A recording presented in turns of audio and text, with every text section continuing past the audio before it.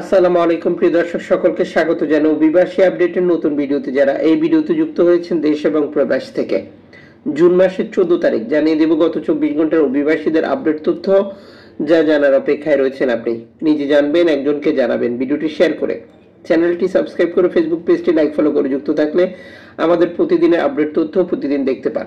মধ্যপ্রাচ্যের সংকট, Iran Israel যে সহিংসতায় রেকর্ড সংখ্যক শরণার্থী আসার সম্ভাবনা তৈরি হয়েছে ইউরোপে।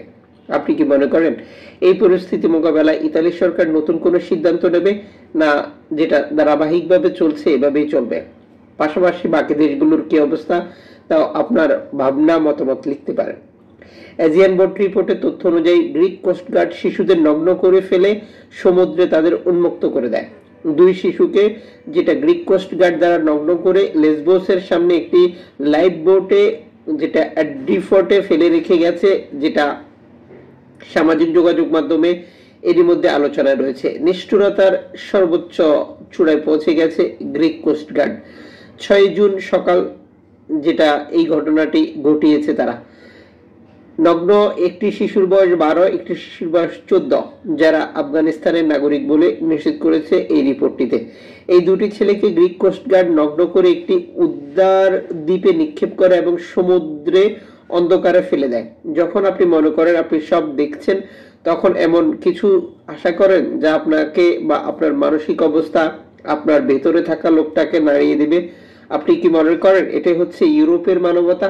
এটা হচ্ছে ইউরোপের মানবিকতা, যার সবক যা আমাদেরকে তারা প্রতিনিয়তই নানাভাবে শেখাচ্ছে।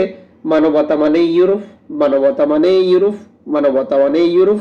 আপনি একটু ভাবুন, তারপর আপনার মতামত কমেন্টস করুন। এই কোস্টগার্ডের কাজ কিন্তু দুই শিশুকে উলঙ্গ করে দেওয়া নয়, তাদের কাজ হচ্ছে বিপদগ্রস্ত অভিবাসীদেরকে উদ্ধার করা। সারা পৃথিবীতে তাই ঘটছে প্রতিদিন। কিন্তু বর্তমান সময় ইউরোপের বিভিন্ন দেশ এভাবে অভিবাসীদের বিরুদ্ধে তাদের সর্বশেষ অবস্থান নিশ্চিত করছে নিষ্ঠুরতা। আপনি একবার চিন্তা করে দেখুন, আমাদের দেশ বাংলাদেশের মতো একটি দেশ প্রায় 20 লক্ষ রোহিঙ্গা শরণার্থীকে বাংলাদেশে জায়গা দিয়েছে। বাংলাদেশের কোনো মানুষ বা বাংলাদেশের কোনো কোস্টগার্ড কি রোহিঙ্গা শরণার্থীদের সাথে এই ধরনের কোনো আচরণ করেছে? না, করেনি। তাহলে আপনি কিভাবে বলবেন ইউরোপ আপনার সাথে মানবতা দেখাচ্ছে বা মানবিকতা দেখাচ্ছে? ইতালির গোয়েন্দা সংস্থা ফেরাগন স্পাইওয়ার দিয়ে সক্রিয় কর্মীদের উপর গোয়েন্দাগিরি করছে। ইতিমধ্যে ইতালি, মার্কিন, আমেরিকা, ইসরায়েল সরকারের সাথে চুক্তি বাতিল করার কথা ছিল, কিন্তু বাতিল না করে তার কার্যক্রম পরিচালনা করে যাচ্ছে। এর মধ্যে সামাজিক যোগাযোগ মাধ্যমে নতুন করে এই তথ্যটি উঠে এসেছে। আপনি কি মনে করেন বর্তমান কঠোর ডানপন্থী সরকার এই কার্যক্রম থেকে নিজেকে বিরত রাখবে, নাকি এটি চালিয়ে যাবে? বর্তমান সময় বহু ইস্যু, বহু বিষয় থাকলেও জর্জিয়া মেলোনির সরকার বারবার অভিবাসীকেই মূল বিষয় ইস্যুতে পরিণত করছে, যা ক্ষমতা গ্রহণ করার প্রথম থেকেই স্পষ্ট বার্তায় তিনি বোঝাচ্ছেন। যদিও তার পক্ষেও লোকের অভাব নেই, যার প্রমাণ সাম্প্রতিক সময় যে গণভোট হয়েছিল, যেখানে অভিবাসীদের নাগরিকত্ব সহজ, লোকজন নিয়ে আসার প্রক্রিয়াগুলো সহজ করার জন্য এই ভোট হয়, কিন্তু সেই ভোটে মাত্র 22% লোক ভোট দিয়েছে। তার মানে জর্জিয়া মেলোনি সরকার যা করছে তার পক্ষেও বহু মানুষ রয়েছে, যেমন ইতালি নাগরিক, তেমনি নানা দেশের নাগরিকত্ব গ্রহণকারী লোকজন। আপনার মতামত কি? কমেন্টস করুন। উদ্ধারকারী সংস্থা নাদির সর্বশেষ জার্মান জাহাজ আটকের যে তথ্যটি আপনারা অবগত রয়েছেন, আমরা দিয়েছিলাম, যেটি নিয়ে এনজিও সংস্থা, মানবাধিকার সংগঠনগুলো তীব্র প্রতিবাদ জানিয়েছে। জার্মান জাহাজ নাদিরকে আটক করেছে ইতালি কর্তৃপক্ষ। ভূমধ্যসাগর থেকে 112 জন সমুদ্র অভিবাসীদেরকে তারা উদ্ধার করেছিল। এখানে বিষয়টা হচ্ছে জর্জিয়া মেলোনি সরকার ক্ষমতা গ্রহণ করার পর এনজিও সংস্থাগুলোর কার্যক্রম বাধাগ্রস্ত করার জন্য বা এনজিও সংস্থার কার্যক্রমের লাগাম টেনে ধরার জন্য একটির বেশি দুটি শরণার্থী নৌকা উদ্ধারের উপর নিষেধাজ্ঞা জারি করে।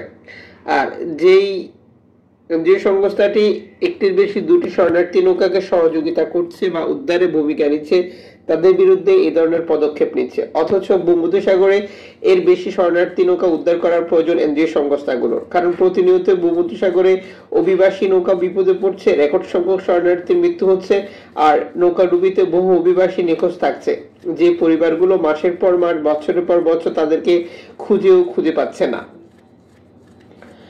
এদিকে ল্যাম্পুদুসা হটস্পট কর্তৃপক্ষ মাইক্রো ব্লগিং সাইট এক্সে দেওয়া এক বার্তা নিশ্চিত করেছে 190 জন শরণার্থী উদ্ধার করেছে তারা।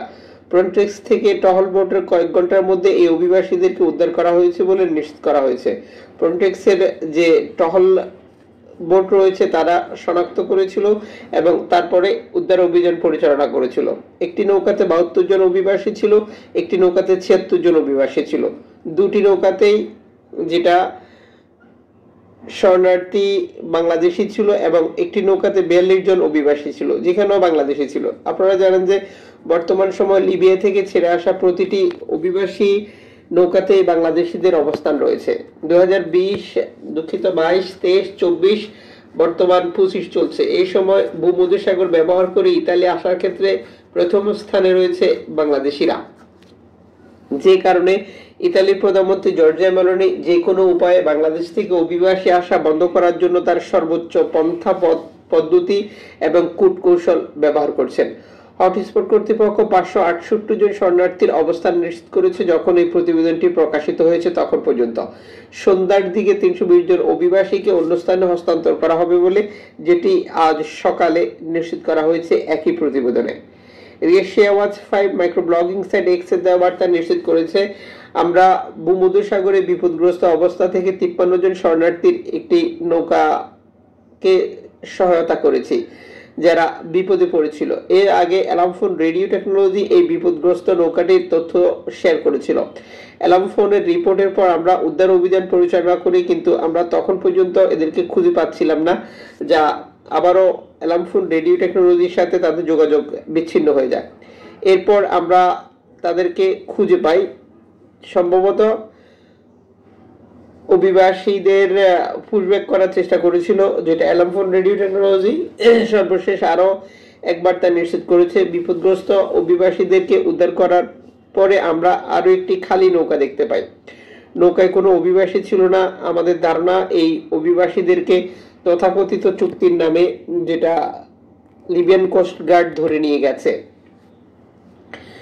এদিকে লুইস মিশেল মাইক্রো ব্লগিং সাইট এক্সে দেওয়া বার্তা নিশ্চিত করেছে, আমরা অভিবাসী উদ্ধার করার জন্য প্রস্তুতি সম্পন্ন করে আবারও যেটা মাল্টা এবং ইতালি মধ্যস্থলে অঞ্চলটির দিকে রওনা দিয়েছি। সর্বশেষ তারা বিপদগ্রস্ত অভিবাসীদেরকে উদ্ধার করে ইতালিতে নামানোর জন্য নিয়ে গিয়েছিল। অভিবাসীদেরকে নামিয়ে দিয়ে আবারও উদ্ধার অভিযান পরিচালনা শুরু করেছে। আমাদের পক্ষ থেকে স্পেশালি ধন্যবাদ যে সংস্থাটিকে। এদিকে ওশান ভাইকিংস সর্বশেষ বার্তা একইভাবে নিশ্চিত করেছে তারা ভূমধ্যসাগরে বিপদগ্রস্ত অবস্থার অভিবাসী উদ্ধার করেছে। সর্বশেষ তথ্য মতে 70 জন শরণার্থী একটি প্লাস্টিকের নৌকা থেকে তারা উদ্ধার করেছে। 2 জন নাবালক ছিল এবং সাথে নারী পুরুষ যুক্ত রয়েছে। উদ্ধারকৃত অভিবাসীদেরকে নামানোর জন্য ইতালি কর্তৃপক্ষের কাছে বার্তা পাঠানোর পর তারা একটি বন্দর নির্ধারণ করে দিয়েছে, আর যথারীতি সময় অভিবাসীদেরকে সেখানে নামিয়ে দেওয়া হবে বলেও যুক্ত করা হয়েছে এই প্রতিবেদনে।